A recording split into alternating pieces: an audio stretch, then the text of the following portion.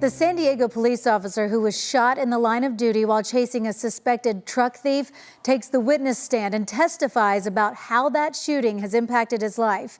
It's our top story on the 4. I'm Anna Laurel. I'm Carlo Cicchetto. CBS 8's Kelly Hessedal joins us live from the downtown courthouse. And Kelly, the shooting happened 2 years ago. What did the officer have to say today?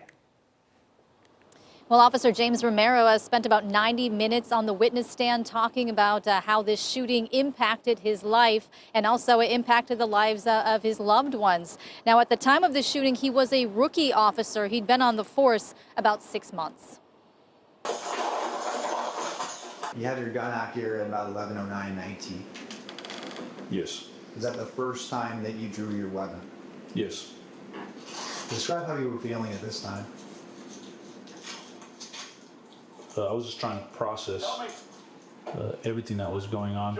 San Diego police officer James Romero walks the jury through what happened in June of 2023 in Choyas Creek, the day he was shot while chasing a suspected truck thief. Did you get a look at him at all when he got out?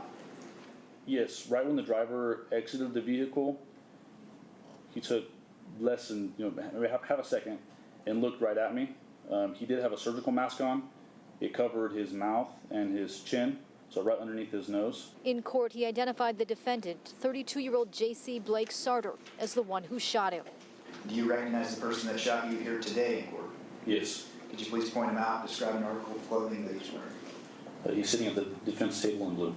Hospital photos were shown to the jury. Officer Romero says the bullet went straight through his arm. The wound, my arm swelled up to the point where I couldn't even bend it. He went through physical therapy and was out of work for about 4 months. There's still numbness to it. I still get nerve shock to the arm. He also talked about the mental toll the shooting took on him. I would have nightmares, couldn't sleep, kept on revisiting the scene, kept on thinking I was dying, hyperventilating, anxious. But during cross-examination, Sarter's defense attorney reminded the jury the officer had only gotten a look at the gunman for a second, and the gunman was wearing a mask. That was a brief moment, I said, correct? Yes. Sir? And your body-worn camera doesn't depict that brief moment. Is that fair? Correct. And Sarter's defense attorney spent a very short period of time cross-examining Officer Romero. Now, meanwhile, Officer Romero took just 4 months off before returning back to work full-time. He says he now works in Mid-City in the crime suppression unit. Testimony in this case continues tomorrow. Anna and Carlo. Kelly, the defense seems to be arguing to the jury that there are identity issues in this case. We saw Officer Romero point out the suspect in the courtroom, but before the trial, did Officer Romero ever take part in any photo lineups of the suspect and identify him then?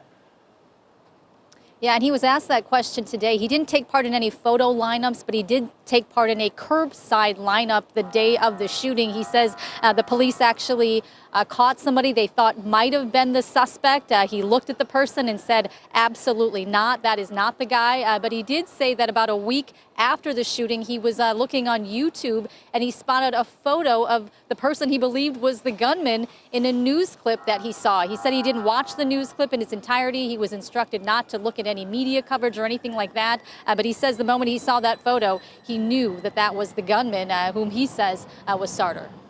And then he's having to face him again today in court, Kelly. All right, thank you so much for that.